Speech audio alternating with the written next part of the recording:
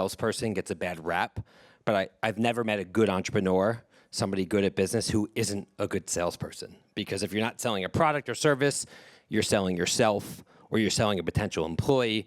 So I'm selling all day long, especially when you're a startup, when you're fighting battles all the time. And even though I have a 50, 70-person sales team right now, keeps growing, I'm still selling all the time. And it's something that you really never lose. And I think a lot of the core tenets of being a good salesperson, you'll see come through in my career. And it always is about being customer-centric, right? I think the worst sellers are the ones who spend 90% of their time talking and 10% of the time listening. And the best sellers are the ones who are the opposite, that are listening the entire time. Because ultimately, that's what it means to be customer-centric. It means that you're really hearing the customer, hearing what their key pain points are, and figuring out how you can solve them. And not enough people do that. Too many people are far too eager to start pushing unique product features and things that will try to move the needle. And I just think that turned people off. So I think you'll kind of see that.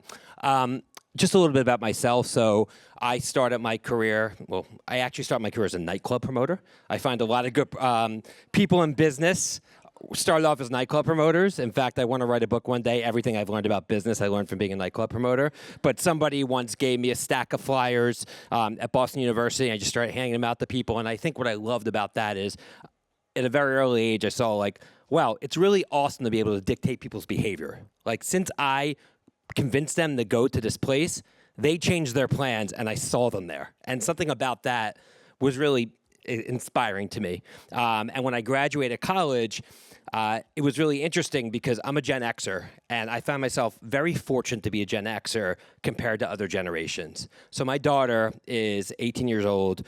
She just finished her freshman year at Columbia, and she's Gen Z. I look at my childhood and hers as just so vastly different. I grew up during a time where there wasn't a lot of political polarization. The presidents we always looked up to. I didn't even really know what was going on in politics because it just wasn't a thing, right? We didn't have social media. So there was really no pressure kind of in that area. And it was a time of peace and prosperity. And then I look at Gen Z, and it's kind of the opposite, right? They're growing up with a time with such divisiveness. They're growing up with a time where everything they do, they feel has to be broadcast. They're competing with their friends, or they believe that they should. And I think when I was born really contributed a lot to my success. A little story is I started my first agency right out of college. It's called the Magma Group. I called it the Magma Group because I watched the movie Austin Powers, and they said liquid hot magma. And I said, I'm going to call the company Magma. The logo of the company was a red rhinoceros with a black background for no reason I can remember. I don't know why it was a rhinoceros. We had nothing to do with rhinos, but it looked pretty cool. And the idea of it is when I was doing nightclub promoting during college, I built this network because Boston has a ton of colleges. So I had this network of like 50 kids that were promoting clubs. And I'm like, well, what if I can just build that nationally? And at that time in 2000, it was at the beginning, 1999 really is when I started, the beginning of the dot-com boom. Right? And all these companies were getting funded, and they were all looking to do one thing, get more people to sign up for their service. So there was eBay and Lycos and Yahoo and food.com and pets.com and everything.com. They were all wildly funded, and the people who were first adopting the internet were college kids. So I had an idea, I'm going to help all these internet companies with all this money get college kids to sign up for their website. Now, I didn't know anything about digital marketing, and Google was really, I don't even think Google's launched yet in 1999. I guess it was, but I wasn't using it, right, for AdWords. I started buying AdWords in 2001, actually, and it was incredible because side story, I was buying the term youth marketing for 20 cents a click, and by the time I sold my agency, it was selling for like $39 a click. So that arbitrage very early at getting in was super helpful. But back to my Magma Group story. So started selling these big internet companies on, we can help you get registered users for college students. And since I didn't know anything about digital marketing, the way we did it is I had this national network of college kids, and they had clipboards. And on the clipboard, users signed up their username and password on a clipboard, and then we data entered it into the site. So imagine right now in this day and age of two-factor authentication and GDPR and all this shit, none of that existed, or maybe it did. We were just too dumb to know otherwise. And we charge these clients $2-3 a pop to get college kids to sign up for the websites on clipboards. And I had a team of other college kids that were doing data entry, and it was a pretty great business until the dot-com bubble burst. And I remember landing at Dulles Airport on my Palm 7 phone, and because you had to, I'm really dating myself here, but that's how you connected to the internet back then. And my business partner at the time said, "Call me, not good." And what he told me is a lot of our clients weren't able to pay us, or they got their funding pulled, and I basically knew we were about to be out of business. And we built up to like $5 million in revenue, which is a lot, like your first year out of college, and all of a sudden the business kind of got pulled out of my feet. And I was able to sell the company to a company in New York called Ustream Media, and I specifically remember this because I was saying it to a friend the other day going to the Knicks game, and because I walked by this McDonald's on 28th Street and Broadway, right? And I walked by it and I said, you know, I was at that McDonald's once, and when I went there was when I sold my company to this company, Ustream in New York. I had no money. They gave me a signing bonus, so we didn't really sell our company, right? And this goes back to there being no social media. I would have been probably so embarrassed, right, if there was social media, but no one really knew what I was doing. No one cared. No one had Instagram. I was just kind of living my own journey, right? And the money that we quote unquote sold it to was basically a signing bonus, which I actually had to give to my dad, who was fronting the receivables from companies who never paid us. And then I put a little bit down for an apartment in New York, and I realized that I wasn't getting my paycheck for a couple of days, and I didn't have any money. All my credit cards were completely maxed out, and I was hungry. I was living in Herald Towers on 34th and 6th, and I had literally not a dollar. The ironic thing was, 4 months later, I was on a part of a cover story in Entrepreneur magazine, 30 hot millionaires under 30. And the way I ate dinner that night is I took a jar of change and I went to one of those coin machines at a supermarket and got money to eat, right? And to me, that was an amazing moment for me, right? And I think another thing that was okay back then that I don't feel that the younger generation has now is they're really not allowed to fail. Because failure is so amplified, I think millennial parents protect their Gen Z kids from failing, right? And I failed hard, but I also failed not in public. There was no social media. No one knew I'd started the company. No one, meaning I don't even know who they are. I guess it was my high school friends, my college friends, people who I would have cared about, people who my daughter probably cares about today as well. But no one saw me win. No one saw me fail. I went through that moment on my own, and it really drove me. And it didn't really dawn to me until I walked by that McDonald's the other day that that was an amazing moment for me. And I just think it's a lesson for all of us, whether we're parents or for employees, that you just need to let people fail.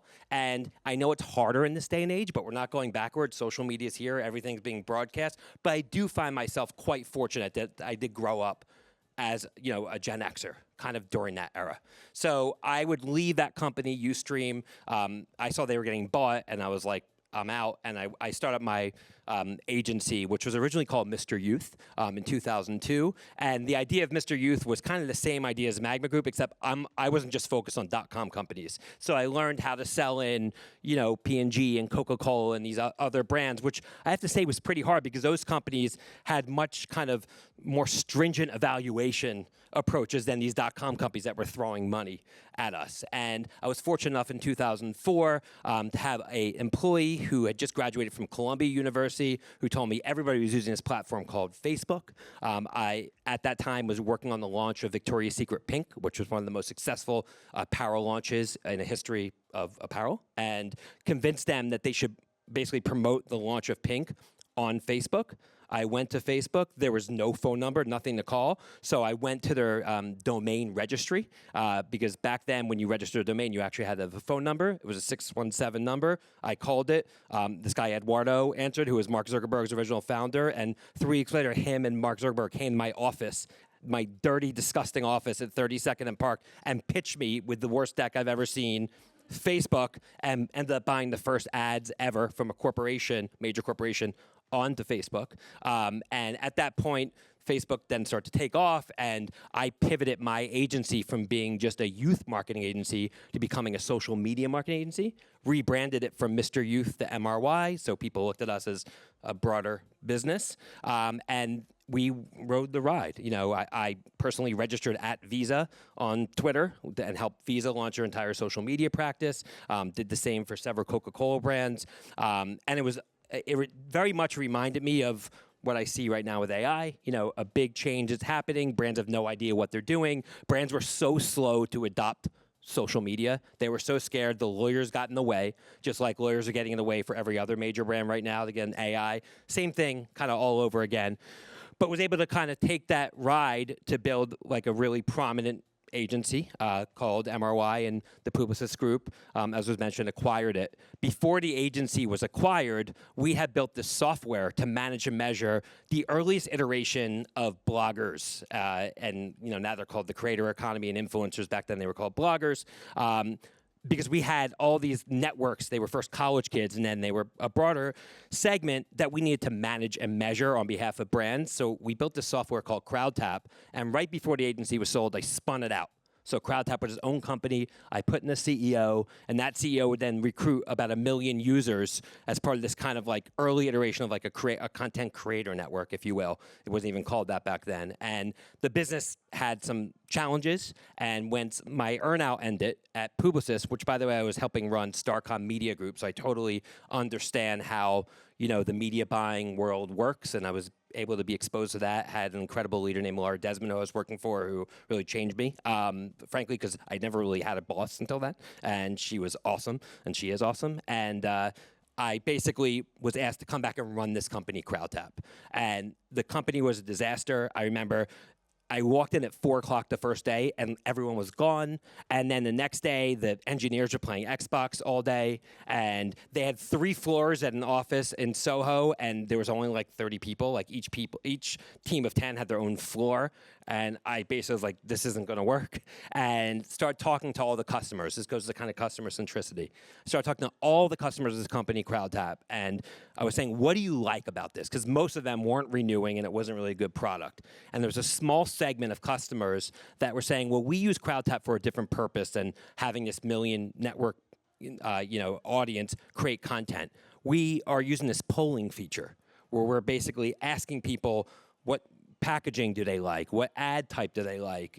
How many times a week do they brush their teeth or buy toothpaste or whatever it may be? And that is what's working for us. So I made the decision at that point, that's what we're going to be as a company, and called our board and said, listen, I know only 300,000 out of the 9 million in revenue is for consumer insights and research, but this is what I want the business to be. And basically walked away from 98% of the business and decided to rebrand the company and launch as Suzy. And basically created a new brand, kept the consumer brand as CrowdTap, which is this million-person network, but launched a new software platform called Suzy to basically enable companies to conduct on-demand consumer research. I knew nothing about market research, except I had worked with big brands through the last 20 years and saw that they made so many decisions without any data behind it. And the rest has been history with Suzy. We've launched a great company. We now work with over 500 brands. And it was all about really identifying what that unique use case was. Because I could have asked myself, like, what should CrowdTap be?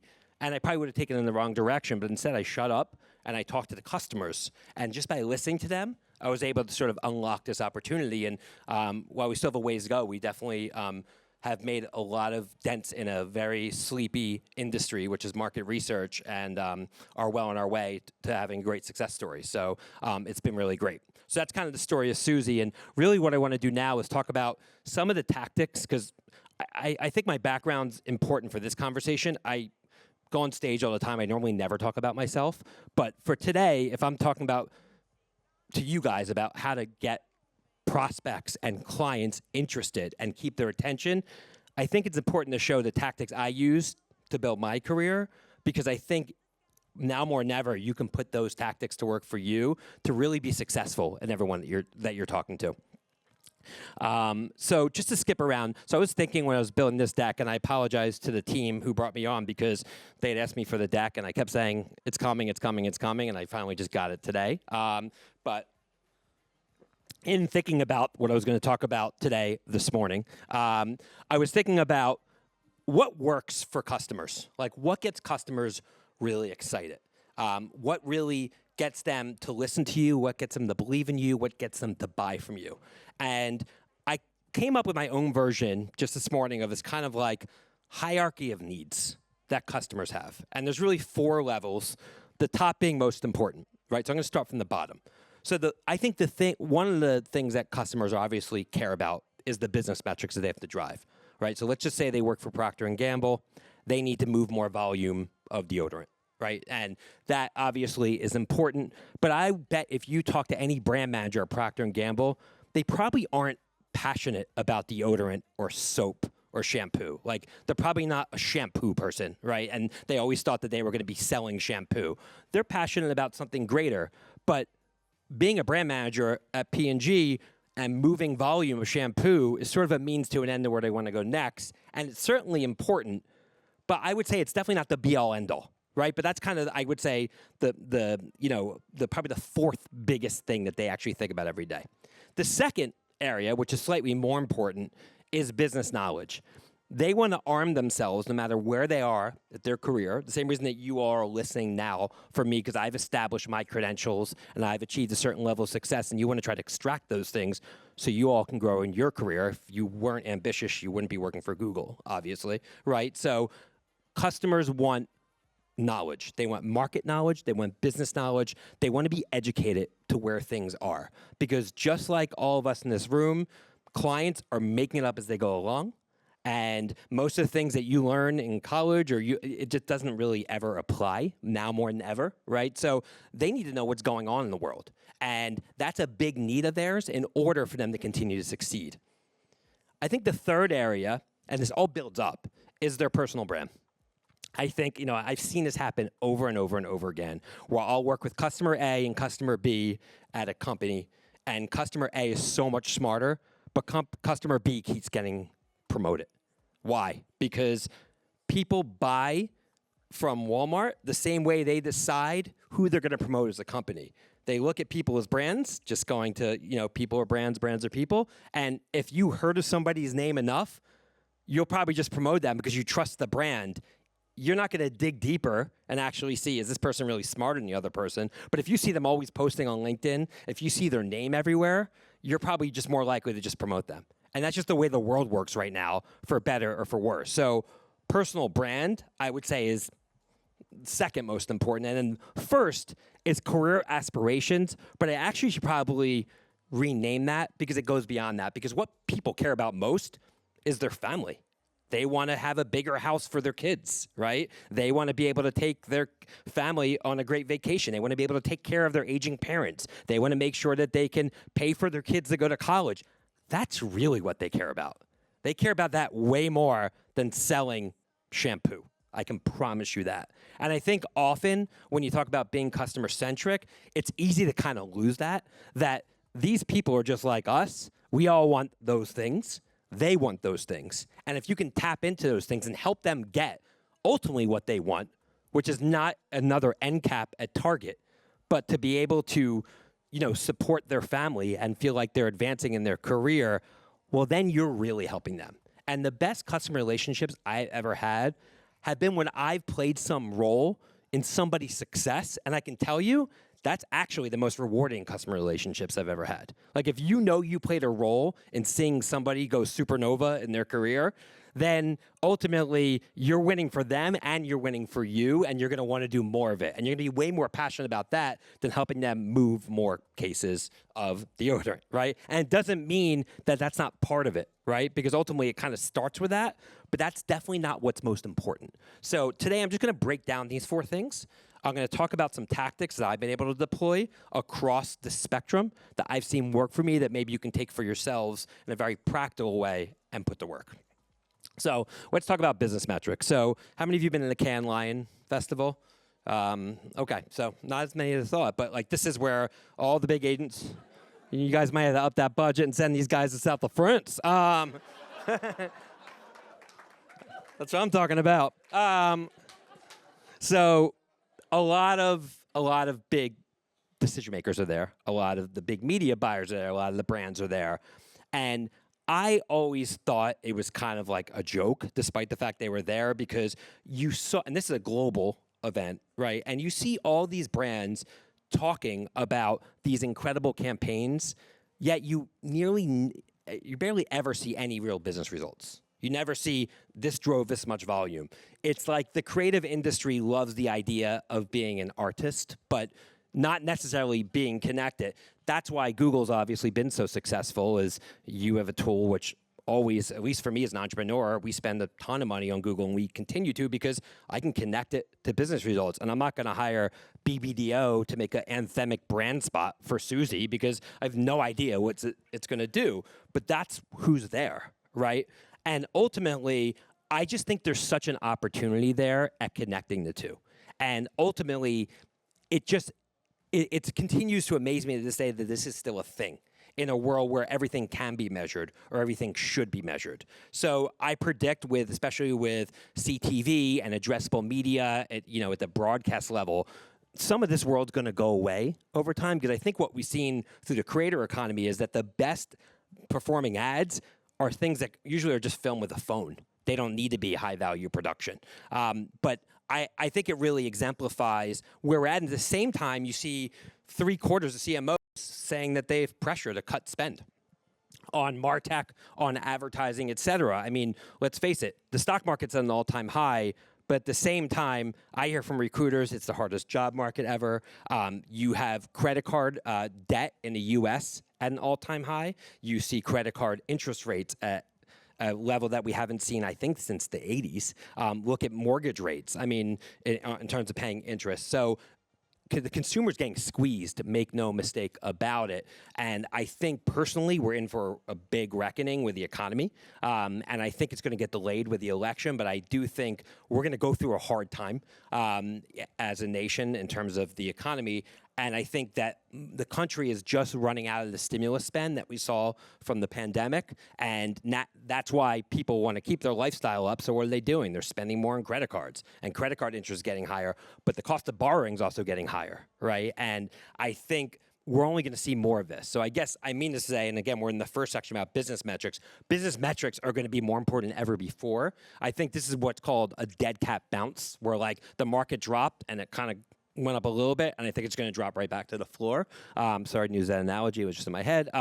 But I think that's kind of where we're going, and I think sticking to business metrics is going to be more important than ever before, and having a good understanding of those business metrics. So this is something I use using your awesome Gemini tool, but it's a great tactic that I bet not everyone in this room does, where if you're working on an end customer, even if you're working through an agency, one of the best ways to see what a client thinks is the key business metrics is just dropping in the transcript from an earnings report into your tool and saying, summarize the key metrics that this brand is focused on from an executive level and connect those to the products I'm selling at Google. And from that, you can start to kind of tell a whole story when you talk to customers of this product will hit this metric, this product will hit this metric, et cetera. And the metrics are always changing, the priorities are changing, but I found the best, most reliable way to understand, because often you'll ask your buyer or you'll ask the agency, they're not really going to know. They may have recency bias from what came from the last call, but this is coming from the CEO and the CFO. And you better believe that in times, which I think are going to get tougher moving forward, given everything we just talked about, that whatever is talked about during this is really what's most important and really the things that need to be focused on. So that's a way where I found I've been able to deliver solutions that are rooted deeply in the core business metrics that customers really care about. Business knowledge. So obviously business knowledge is the second level. And again, that's about education. It's about arming your customer with the tools they need to start to move a little bit higher up the chain. So because you can't build your personal brand and you can't get to the panacea you want to get to in your career without business knowledge, right? It starts from there. And again, the business world is changing so rapidly, especially now in the age of AI. I mean, nobody knows anything like in this world. Like I was yesterday at Canadian Music Week, for example. There's this tool called Suno AI. It's a ridiculously amazing tool where you could basically type in a song you want to make in any genre, and it pushes out these amazing songs. And like I was like, my daughter was in a fight with one of her friends, and I actually helped her make a song that she sent to a friend that actually helped her make up with her friend. Like, you can use it for anything. I was at this conference with music executives, 400 music executives. I'm like, how many people in the room have heard of Suno AI? 2 people raised their hands. This is a music tool that literally, if I would have told people about 3 years ago, you would have said that I was crazy, because what it outputs, if you try it, like, you'll be mind blown. And for the music industry, it's literally going to change the music industry, because now brands might not have to hire, production companies to make anthems anymore, right? Because you could just do it instantly. The implications to this are wild. So if the music industry doesn't know about this tool, I think most people really don't know about what's going on in their industry either, which is why business knowledge today is so important, because the rate of innovation and change that's happening with AI means that most people don't know anything. And if you can help them learn these things and go from 0 to 1, then you're adding tremendous value in that world. I was just shocked that they didn't know about it. So ways that you can help them learn. So this is something that we've been using it's been incredibly helpful at helping them be knowledgeable about business, and frankly allows us to be knowledgeable about our business. So I've been spending about 95% of my time in the last 6 months in AI. I just feel like this is something like social media back in the day that is like, it happens a couple times in your career, and if you don't jump on it, you're going to regret it. And what I was finding in my own organization, and it's only 300 people, is our lawyers were getting in the way, and we just weren't doing enough. We weren't really diving in. And the benefit of being small is that you should be able to act quick and really dive in. So I was like, I just need to lead by example, right? And in all the research I saw through AI, what I started to realize is that, a lot of the large language models are very close, let's just say, in terms of their efficacy and what they can push out. And the focus isn't necessarily on the large language models.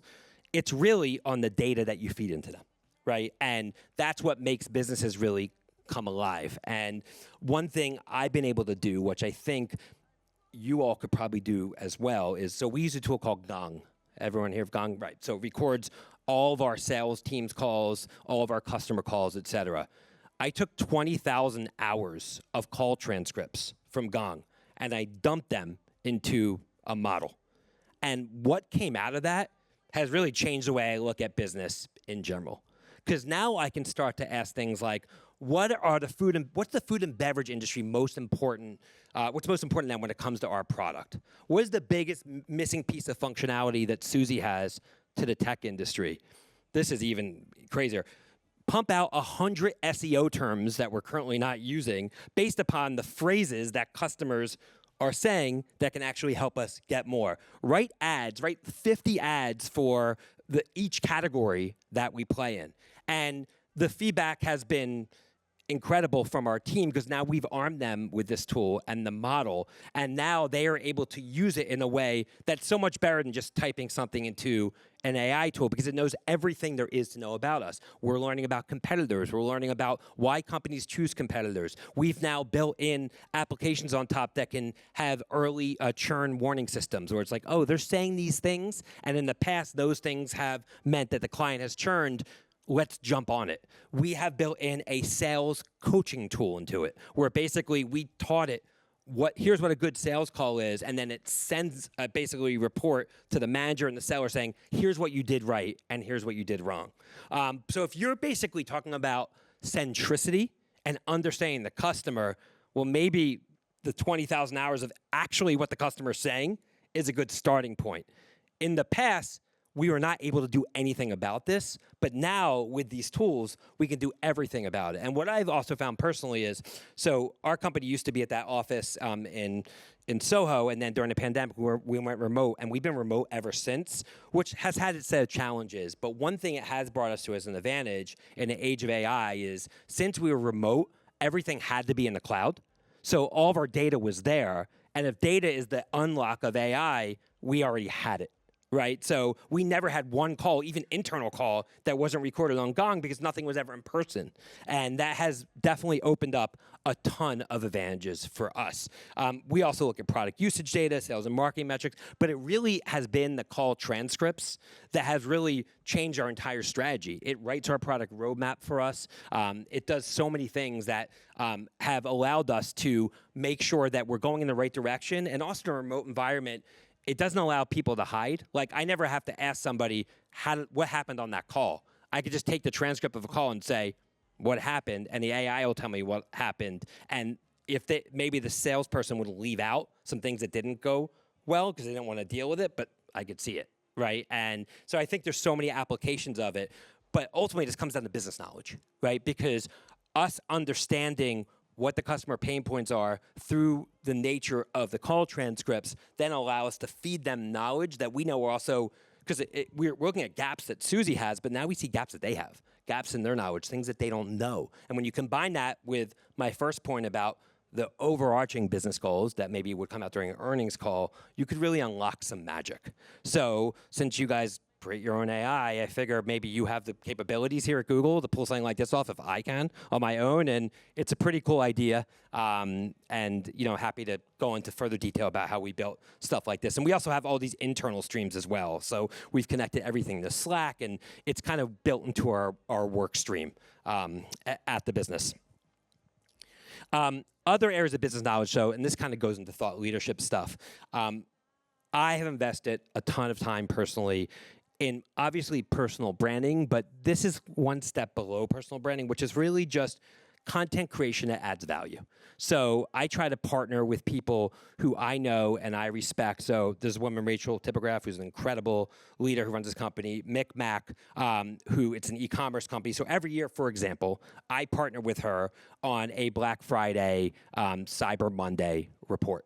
And it's just hopping on a webinar, and we've now done it for 4 years, and every year people look forward to it, and it's like a thing. And now we've built a database, and she shares a database, and we share a database, and we use Susie Research, and she's the e-commerce expert, and we put it together, and we invite clients, and I hear it all the time. I love your webinar with Rachel. It's awesome. And I have 6 or 7 of these things I do every year. And you don't need to run a software company to do this. You could do it for your customers. Just if you know somebody that works at another company that might be an expert, well, then you could do it. I partner with a woman from, I think it's Candy Magazine, and every year I do something with her around Halloween and Halloween trends, and she promotes it, and they actually now promote in their publication. And there's no reason you can't do this stuff with the tools available now. And even if 10 people join, whatever, because you're also creating the content you could share after the fact.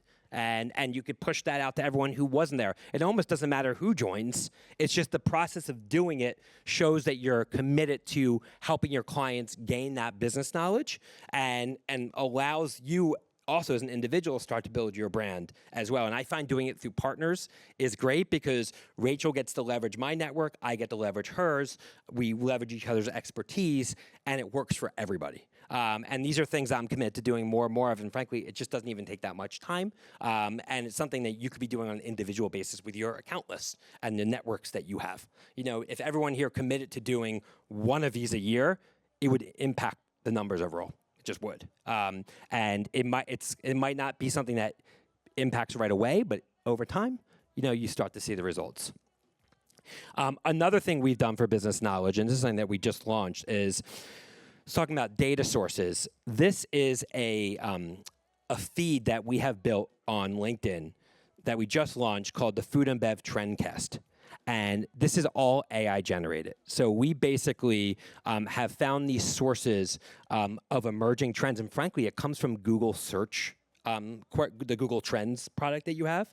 And it basically is able to extract from that what are the biggest jumps in any category of specific food trends, right? And it just crawls it all the time and is able to extract these things. And then we actually have AI generated posts that are created, and you can see they all have kind of the light bulb and they're all purple, so it all has the same aesthetic. And this is just publishing automatically. It's going to publish forever. We don't need to do anything about it unless Google shuts down Google Trends, so please don't. And now we're building these for every category and every micro category. And we have 58 followers, big deal. Well, actually, 18 of them are our core customers at the biggest food and beverage companies that we want to go after. And 58 will be 580 a year from now. And oh, by the way, this is created at zero cost. We don't need anybody ever to touch this again, right? So the possibilities in terms of content creation, in terms of value add for customers, are mind-blowing right now. If you just go to what the core need is. So in the term of business knowledge, the need for our food and bev customers was what are the latest trends? What is the new food and beverage trends? And this is just an easy way for them to know about it. And we just put it together and was able to launch it for them. And it's pretty cool that we were able to pull that off. So the third area is personal brand. And personal brand is, sorry, I'm seeing like a mouse run on this. It's good, not an actual mouse, like a, don't worry, new building. So personal brand has been big. Personal brand's hard. Like, obviously we know of like the Tony Robbins of the world who like build their personal brand. That's like their world. And it's really hard to do when you're jumping from meeting to meeting, et cetera. I have found though, from my career, that there's a direct correlation to just posting on LinkedIn or doing things like this and the success that I found in my career. And I think that your customers are really the ones that need it, right? Because when you're in sales, it's like you hit your numbers, you grow. But when you're a brand manager at P&G, again, you could lose out the promotion to somebody else because they built their personal brand and the other person hasn't. So you helping your customers build their personal brand is such a massive boon to their career and ultimately will help them get to the top of this pyramid. The best thing I've done for this is a podcast that I run with Adweek called The Speed of Culture. And, you know, podcasts are interesting because every time I tell someone I have a podcast, like, well, how many people listen? I have no clue and I don't care. I don't care. And a lot of people say they listen to it. I don't know if they do or not. But to me, it's not even about that, because the process of starting a podcast has allowed me at CES to have the CMO of Walmart and MasterCard and Target come to my room for an hour where I have a makeshift podcast studio and spend an hour with me. Do you think if I called them like, hey, you want to hear about my new market research tool at CES, they'd meet with me? No way. No way, right? Not only that, not only do I get to spend an hour with them at the podcast, then we have the opportunity to follow up with them when it gets pushed out 2 months later. On top of that, they're sharing it. So they're basically, as soon as it comes out, they're sharing it, and they're tagging me, and they're tagging Susie, and they're the CMO. And what do you think that does for our ability to build relationships, create trust with these companies? If the CMO of Walmart is posting about me and Susie, don't you think that makes it easier for us to do business with Walmart, or us to do business with anybody that sells in Walmart? Do you think I care how many people listen to that podcast? No way. I care about the fact that I was able to build that relationship. That's what B2B is all about. Oh, and lastly, by the way, we get all this awesome content that we can push out through paid media sources to build our business even more. So a lot of people, when they think about a podcast or they think about a webinar, it's like, oh, no one cares. No one needs another one, blah, blah, blah. It's not about that. It's really not about how many people listen. It's about the relationships that you build along the way. I was very uneasy about starting at the beginning, admittedly, and I just went to the people I knew and friends to go on it. And then it kind of started to take on a life of its own. And then we were able to create a partnership with Adweek, which obviously really helps a lot. And now we are turning people down. Like, now everybody wants to be on it because it's a herd mentality, right? But it's been an amazing tool for our business. But the best thing that we're doing is we are giving content to these people to build their brand. So every single one shares because they don't have any content on their own to share. And they know that they need to remain relevant and share content. So you're not just doing yourself a favor by you putting them in a podcast, by you creating videos. Like, even if you didn't have a podcast, I would set up a studio here and I would have them come in and interview them about the future of marketing, and just you share it and then they're going to share it. And even if you just do that, they don't have that type of content to share. So the easier you make it for them to build their personal brand, the more they're going to want to do business with you. It's just that simple.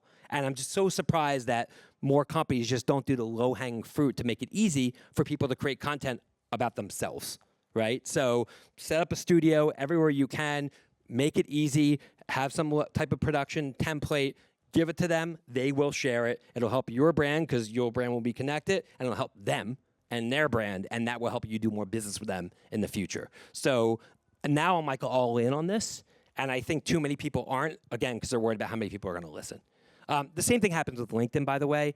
I think what we know about LinkedIn at this point is so many people don't share because deep down inside, they really are afraid how many people are going to like it. And what I always find is people come up to me, oh, I saw you posted about this. I'm like, you didn't fucking like it. That's in my head. Like, no, everyone sees everything and no one likes anything, but they see it, and that's kind of the point. So it's like, who cares if they like it or not? Push stuff out there. It doesn't matter. You know, I find I got to the place in my career where I could truly be a leader when I posted stuff because I wanted to share it not because I cared how many people liked it. Some people get there at 16. Some people get there at 61. Some people never get there. But I think the second that you are pushing stuff out because you believe you have something of value to add and you never have to go back again, that's when you know you've hit a point where you feel good about your talents and where you're at. And the sooner you can get there, I'm telling you, the more successful you're going to be. Because that's really the key is people think about what they've seen. And that's where people are spending time. I mean, obviously, you can use all the other platforms as well, and I probably should as well. But this has been the platform for me that has been incredibly impactful. So last is career aspirations. I couldn't find a good career aspirations. I'm using this awful stock image of this man looking at stairs to nowhere. But I think ultimately, this is about personal relationships, understanding people's ambitions and what they really want in their life only comes from having a beer or a glass of wine with somebody and understanding what their journey's about. And I think once you understand what their journey's about, not in a selfish way where you're trying to sort of take advantage of that, but really because you want to help them, because you know helping them helps you, and it's a trade-off. It's all a partnership. But knowing that somebody has a promotion out there, knowing somebody might be looking for a new job, right, and not really happy, and that's the time when I need to build their personal brand, right? And people are moving around all the time, so knowing that someone's looking for somewhere new, or knowing that there's layoffs on the horizon or whatever, and then helping them take advantage of that and say, how can we at Google help you build your brand, learn more, get out there? You do that, and so many great things are going to happen in terms of the relationship, right? Because ultimately, you guys have great platforms, great properties, and there's other ones as well. People gravitate towards people they like, people they trust, people who can help them. And the thing, again, that people need the most help in is the thing that are most important to them. And I think this is something, the reason that's the last and most important thing, it's also the hardest because you have to break down barriers, you have to break down walls. Not everyone's going to share this right away. You know, I find that there's like the corporate version of someone and then there's the personal version. And once they start sending emails like they would their friend to you, you know that you can kind of get to this fourth level. And in order to do that, you have to be authentic, right? You can't be a salesperson. You have to be somebody who is looking to say, you're going to help me, I'm going to help you. How can we get to it? But you can't help them until you really understand what's important to them, right? And you can't do that until you listen. So I think this is probably the most overlooked part of business is that what does the person really want? Oh, I want to sell more deodorant. No. Oh, I want to get promoted. No. You actually want to get a bigger house. Right? You want to take care of your aging parents. You want to do this. This is what you really care about. And I'm going to help you get there. And you're going to and we're going to have a relationship. They're going to help each other in our career. Because what we all know as well is that people change careers all the time and they change jobs all the time. And the best relationships are one where you're going to work with people no matter where they're at. Right? So it has to transcend the job, has to transcend the metrics of the moment to have relationships. And that's ultimately what it's about. And all the stepping stones I talked about on the way are things that you need to do to establish yourself to build trust along the way, which is incredibly important. I'm going to end with this and then we're going to go to questions. So I just thought this is a little of a tangent, but I think it's relevant to everything we're talking about. This is a recent survey that came out in terms of skill sets needed in the workforce for people to be successful. And the ones in green are the ones that people feel, the light green are the ones that the employers feel they need less of. The ones in dark green are the ones that employers value more or need more of, and you can see they're stack ranked. So if you look at the things that people need less of, data analysis, I think prompt engineering is going to be like the Peloton of the AI era. It's going to be like, because like, it's like, I remember 6 months ago, we need to hire prompt engineers. And now, I think what we realize is like, these AI tools can understand English and you just have to be thorough. You don't need to be a prompt engineer. And so I think that's why you're finding that people need less of this. Software engineering, coding, we'll see about that, but this is what employers believe. But what do they need more of? What's really the soft skills that can't be taught, right? How to be a problem solver, how to be creative, how to be resilient, how to work in teams, how to have communication skills. All the things, by the way, that my kids' overpriced Brooklyn private school are not teaching them. They're teaching them how to identify different types of leaves and how to regurgitate it.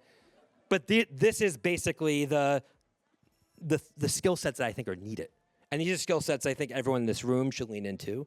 And these are skill sets I think your customers and your prospects need to lean into. And a lot of these things are soft skills, but a lot of these things are things that can be learned over time. But But I think this is how AI is going to change things. I actually believe in this. And I think ultimately it's about not learning things so you regurgitate them, but actually learning how to deal with people and be creative and dive in. And because that's a lot of the things that I've had to learn along the way, right, that I put to work in my career. So I just thought that was really interesting as well. So that's all I have for you guys. Think